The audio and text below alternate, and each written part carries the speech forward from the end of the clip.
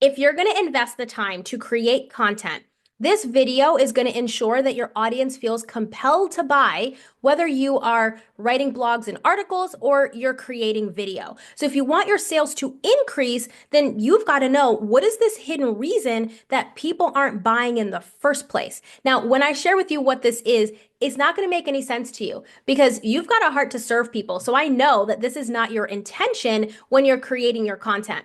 But before I share with you what that is, there's something about content that you have to accept. You've got to accept that content is an ecosystem. So let's take a look at nature for a second. In nature, an ecosystem is a biological community of interacting organisms and its physical environment. So why am I telling you this? Well, I want you to think about a bee, for example. A bee interacts with a flower in order to make honey, and then we, as the physical environment, we eat that honey. So when it relates to your content, think of each piece of content you write as an organism. And each piece of content interacts with each other to paint a picture about how you can serve people. And then the physical environment is your audience. They're interacting with that organism. So why does this matter and why is it even important?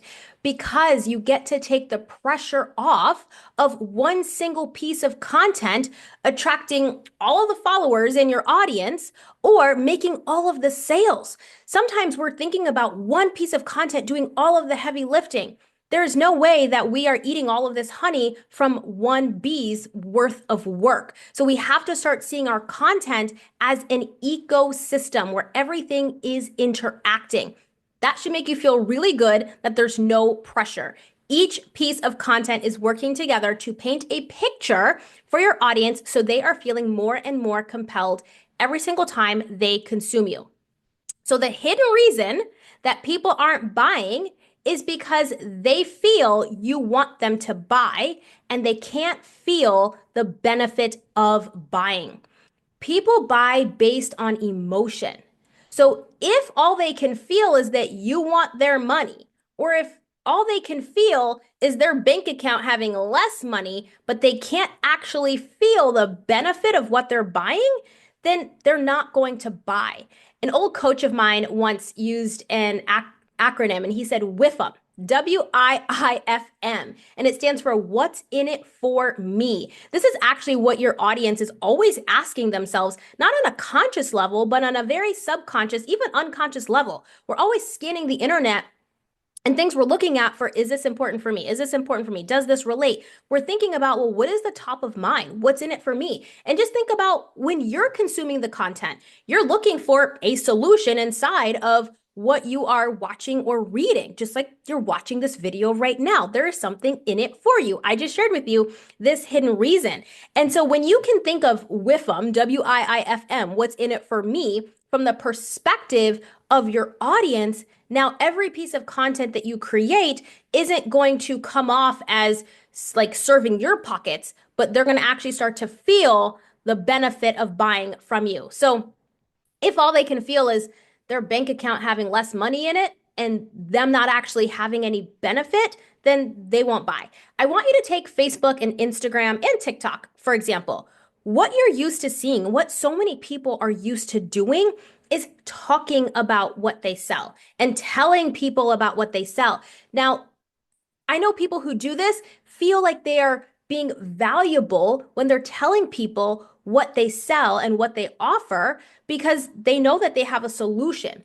But the problem is that that solution isn't actually being communicated. You're just telling people, here's what I sell, here's what I offer, and they're not connecting the dots in their brain. So they're not actually seeing it as valuable. You know it's valuable because you know what's happening on the inside when people are working with you. But the content that you're creating isn't transferring that value.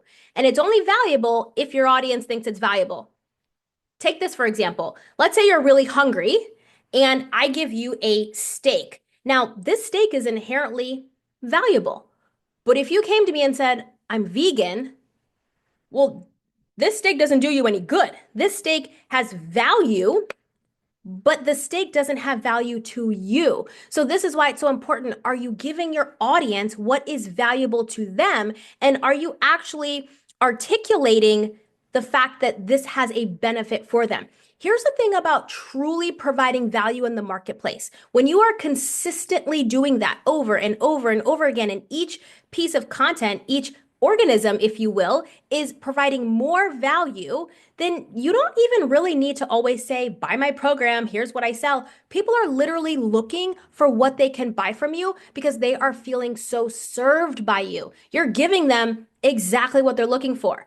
You're giving them the thing that makes them feel filled up and fueled. This is the difference between creating rich content or poor content. Rich content is people can't wait to consume any piece of content that you put out. They wish you put out more content because they love what you're putting out because they are feeling fed. They are looking for your links. They're clicking around. They're the first to buy. And then you've got poor content, which is people aren't looking for anything.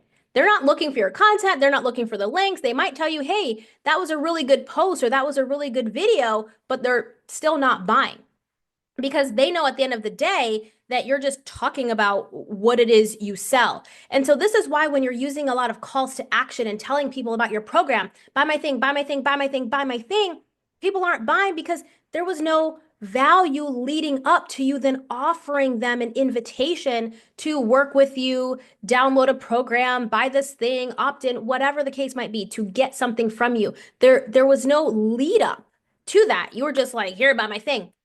One of my favorite things about creating such valuable content all of the time is that you start building a community rooted in service where people genuinely feel served and they desire to buy because you are already helping them in so many ways and they consistently get benefit every time they come to any one of your social media platforms. Now, the reason why I only said Facebook, Instagram, and TikTok is because those are our short form platforms where you really start to see a lot of that happening, where everyone's got something to sell. So it's really difficult sometimes to sift and sort, well, what is valuable here? And everyone starts looking the same. So the way you're actually going to stand out on those platforms is by actually delivering something of value before you even tell somebody what you have to sell.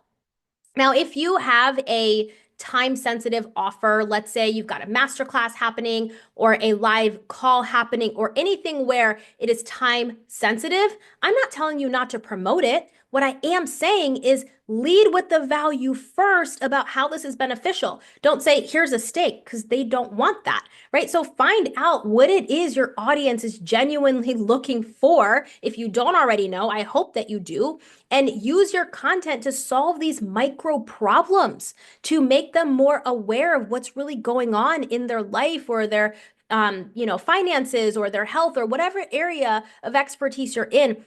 Solve these micro problems and they will keep coming back to you. Then you'll realize you don't even have to put out any calls to actions. People genuinely are like, I cannot wait until this program drops. I am all in. So if you want to help people feel more like buying, feel compelled to buy, where you're actually like they're pulling themselves in and you're not pulling them in or forcing them in, they themselves are just drawing in. I've got a video that I did. It's called The Secret to Having the Best Content Ideas That Attracts Your Audience Every Time. In that video, I actually give you an acronym called FAMS, F-A-M-S. I'll link that video here at the top in a card and also in the description box. But that will help you break down all of your ideas and concepts and knowledge in a way that your audience can consume it and then go apply it. When they start applying these micro wins, now they keep coming back to you for more. So that's one way that you're going to help people to feel compelled to buy. And the other way is to focus on the benefit of them. When you focus on the benefit of them, remember WIIFM, W-I-I-F-M, what's in it for me? When you focus on that benefit, now they're going to give you money willingly and freely because they don't actually feel like you want to take their money.